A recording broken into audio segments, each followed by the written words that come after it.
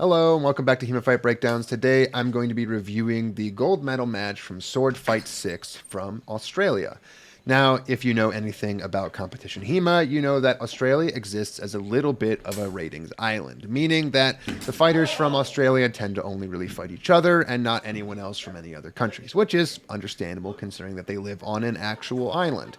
But the reason we want to review this footage every once in a while is to make sure that, one, we bring a spotlight to the international community that doesn't necessarily have the opportunity to go abroad, so that we can get a feeling for what kind of fencing and tournaments they do run, and maybe hopefully go and visit them ourselves. So we're going to start off, as we always do, with the first couple exchanges. This was a pretty long fight, so I am going to skip a few of them, but overall, there was an interesting rule set going on in this one where we had deductive scoring. Now, if you don't know what that means, it basically means that both fighters start at the maximum number of points, and every time they land a hit, it deducts points from their opponent, rather than adding points to their own pool.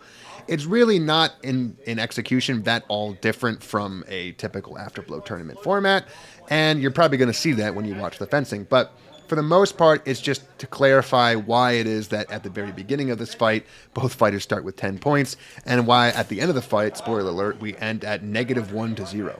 So that's how it is, and here we go with the first exchange.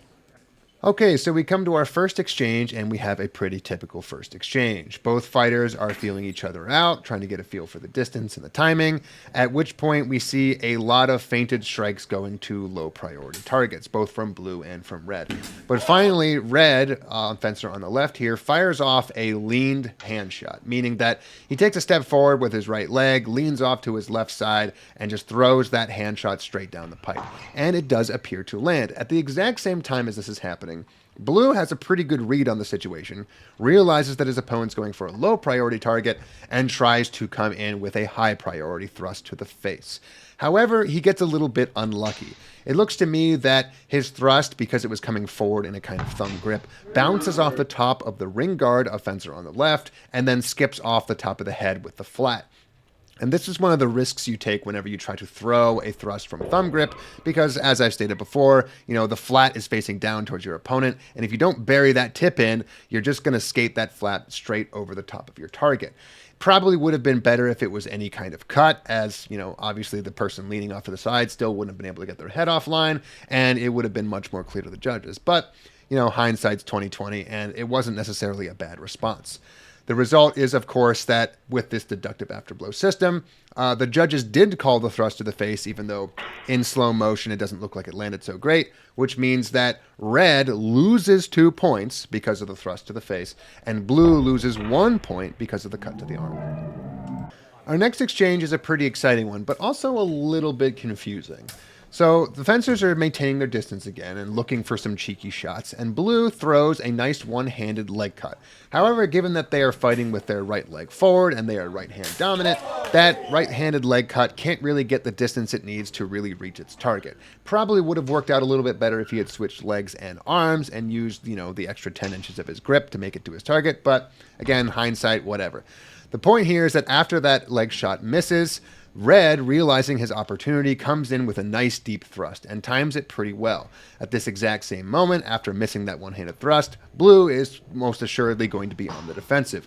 So he fails his parry, he tries to kind of like zorn that thrust out of the way, but doesn't quite make it, and the thrust buries deep into his chest. And then continues to get wound up all the way to the top, as, as would happen in real life, the sword would bury itself all the way to the hilt. And then, after this happens, blue pulls off and throws a cheeky little middle how to the belly. Now, I'm not going to fault them too much for this because, as I've said in previous videos, it's always important for you to fence to the halt.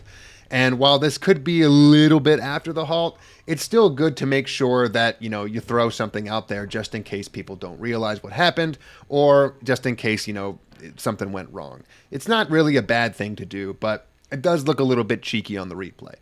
However, what's confusing about this is that the judges award blue a afterblow, and I have absolutely no idea why. Normally, like I say all the time, I don't like to talk about judging, but this was just a absolutely baffling call, and the only thing I can assume is that the judges or the director just got a little bit confused and thought that blue's initial attack landed at the exact same time as that other thrust buried in his chest. I guess that's an understandable thing. I really hope they're not trying to award points for this middle hell, but giving them the benefit of the doubt, if they for some reason thought that Blue's parry landed to the arm or something, maybe that could be a viable afterblow, but either way, it results in 2 points against Blue and 1 point against Red. So I skipped an exchange. It was a double hands, nothing particularly serious. That's just to explain why it's 7-7 now. But for this particular exchange, we see a really nice adaptation from Red. Now, in the previous exchange, I talked about how Blue was throwing these one-handed leg cuts from a little bit outside distance, particularly because they are doing it with their right leg and their right arm forward, which means they don't gain any real distance whenever they throw a one-handed cut with that combination. So it's something that Red doesn't really necessarily have to be scared of anymore. As a result, when Blue throws another one, Red, instead of trying to do anything really defensive, simply throws a one-hand thrust back into his head. And it lands pretty nicely. And this is a really great response, one, because Red Fencer knows that these blue leg cuts are sometimes just thrown as a provocation and not really intending to hit. And even if they do hit, they're a low priority target with one hand on the sword, which means that they have basically no ability to defend themselves, even if they do land it, which means anything you throw at their head, it's pretty much guaranteed to land for free. And that's exactly what happens here. Red gets a really nice shot to the head, Blue gets a very questionable shot to the leg. So I skipped an exchange again and moved on to this one because this is the opportunity where I want to talk about ring guards and thumb grip. So as you probably noticed throughout this entire fight, both fighters are using really big ring guards. And normally that doesn't change much. But what it does allow you to do is protect your hands and a little bit of your arms on the sides when your cross guard would otherwise not be able to protect you. And normally this is just, a benefit. But one of the weird things about ring guards is that they prevent you from putting your thumb on the shield. So you would think then that there would be absolutely no reason to stand in a thumb grip guard. And for some reason, both of these fighters are standing in thumb grip guard. And again, normally that wouldn't really be anything worth talking about except for this exchange where it definitely comes into play. The fencers come together, they have a pretty quick exchange of blows. Red goes down low for a leg cut, and at the exact same time, Blue once again goes for a thrust over the top. And they miss this thrust, but upon missing that thrust, and Red comes back up to try to defend themselves, just repivots their hands and comes straight back down with the edge onto the top of the head. Now, as far as that exchange goes, it's pretty cut and dry. Red gets that leg cut pretty well before anything else happens, and even manages to almost defend themselves from it. But the reason this happens, in my opinion, is because Blue is fencing out of a thumb grip with a ring guard, and it just confuses me. We miss this thrust, again, not only because this flat of the blade is facing downwards, where this could have been a cut, but also when he pivots back to try to get that cut, he has to spend an inordinate amount of time repositioning his hands in order to get his edge down. And the reason for this is that when you stand in thumb grip, both of your palms are facing towards the ceiling. And what this can do is it can turn a lot of your cuts into flat cuts. Now, if you've really experienced with thumb grip, what you know to do is to pivot your bottom hand independently of your front hand in order to get your knuckles back in alignment with the cross guard. But with the ring guard, this doesn't really seem to be happening because you can't put your thumb onto the hilt of the blade. You don't actually have the same kind of control over the rotation of the handle as you normally would. And as a result, when I see these fencers try to pivot out of their thumb grip, well, they don't necessarily always get there in time. And I'm seeing a lot of flat cuts that really don't have any reason to be flat because they're starting off in a position where their cuts are going to be flat because they're in thumb grip. Again, in a situation where they can't put their thumb on the flat. I just don't get it. And maybe at the end of the day, this is just an adaptation problem where for some reason both of these fencers aren't used to using ring guards. But as far as I understand, these are both their swords and ones that they would presumably practice with. So I really don't get why this is happening this way, but at the very least, we're seeing the consequences pay out in the tournament itself. So skipping 2 more exchanges, we come to another pretty interesting one. We have Fencer on the left here come in with a flat thrust, flat only in that they're in their thumb grip again, and Fencer on the right here in blue does a pretty smart move, pivots off to their left side and throws a very nice right middle hau. I say it's a right middle hau because normally I would call this a right Zwerchhau, but given the fact that you can't actually put your thumb on the bottom of the blade, throwing Zwerchhaus with ring guards is actually kind of difficult. You end up turning everything into more of a long edge middle cut rather than an actual Zwerch, and while you might, nitpick the difference between those two things, the reason I'm pointing it out this way is because this long edge cut comes in at a very different angle than a right Zwerchhau would have, and in my opinion, comes in at a much better angle for dealing with this specific situation. Now, once again, we see this thumb grip thing rear its ugly head because Fencer on the left comes forward with a flat thrust, which at the end of the day just seems to have missed on its own accord. The Fencer on the right here threw this big middle hau with the intent of crossing the line and zoning their sword off to their right side, but it doesn't seem like the contact was made until theoretically Fencer on the left's point could have buried itself in Fencer on the right's chest. So it does seem like they just kind of missed a little bit.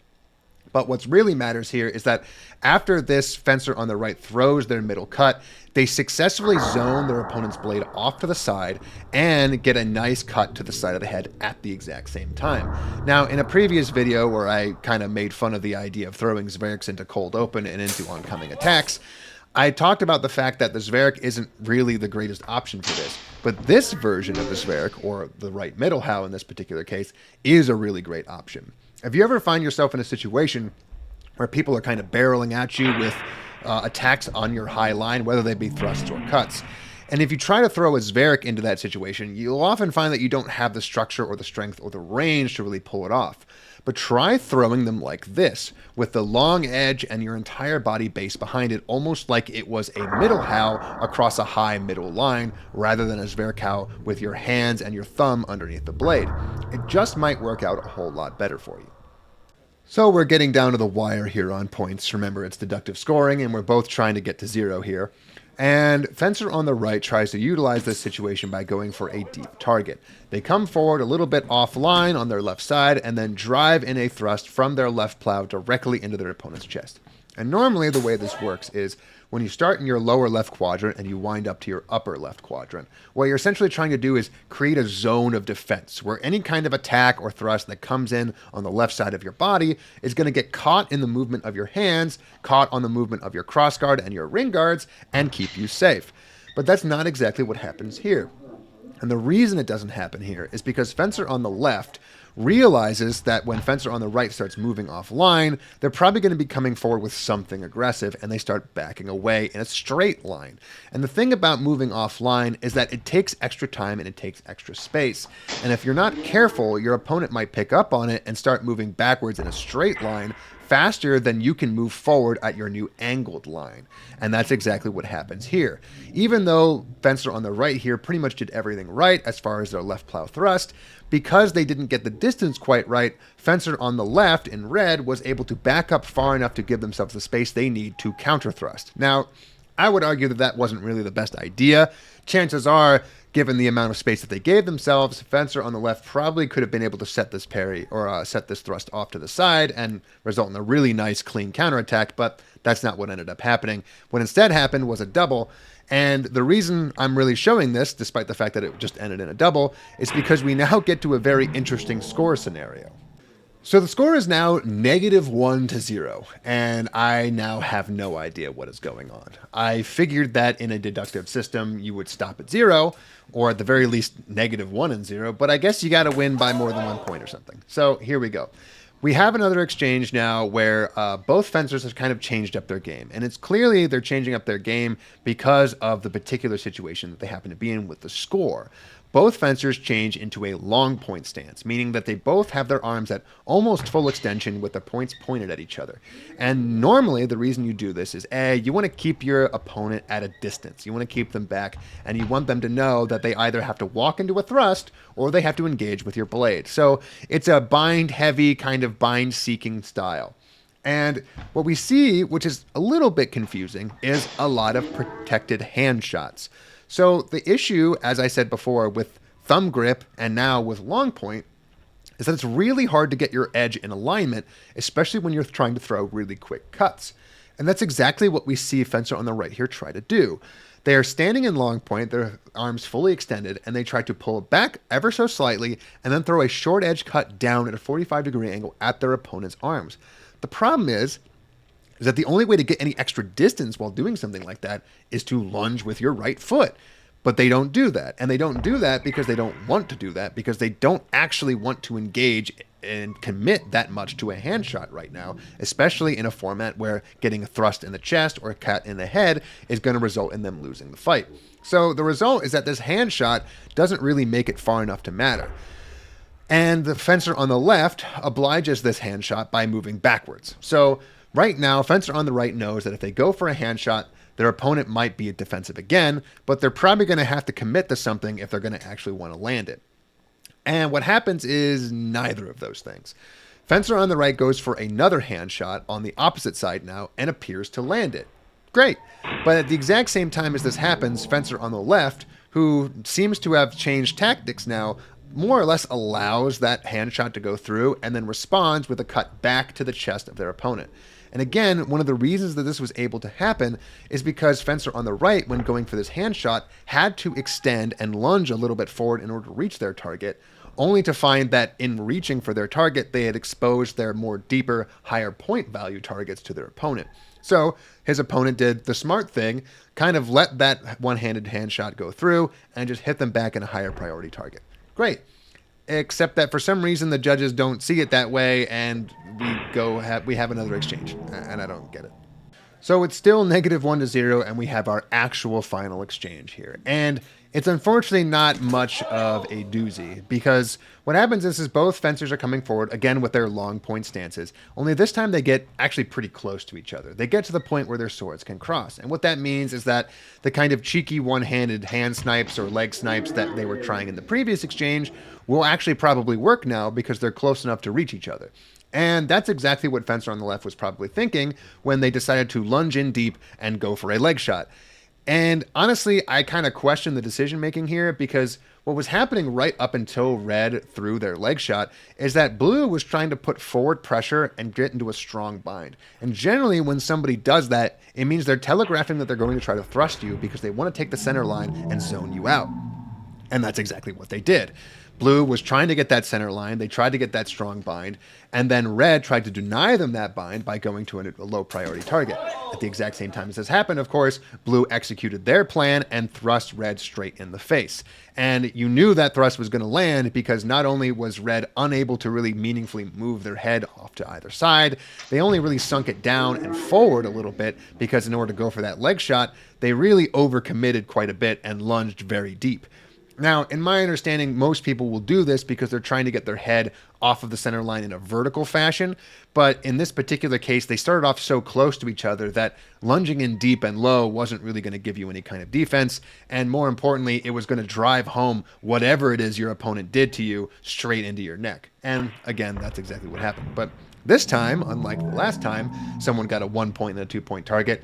End the exchange, 2 points against red, 1 point against blue, and blue wins the fight. A really cool and interesting fight, and one where we see a lot of interesting adaptations, but some that I still find very confusing. I would question anybody who has a ring guard on both sides of their sword why they are standing in a thumb grip, and maybe encourage them to try just going back to a normal hammer grip. At the exact same time, I would question why it is that so many times both of these fencers seem to want to go for one-handed cuts or low priority targets, and would commit so much of their body and their momentum to doing so when they were fighting under a rule set that heavily punished getting hit at all, especially to high priority targets. I would say this fight would have gone entirely differently if both fencers had given up on their, thumb grip stance and their propensity for going for legs and arms. But at the end of the day, again, it doesn't really matter what I think. What matters is what you think. So if you want to see other fights like this, feel free to subscribe, and I'll see you next week.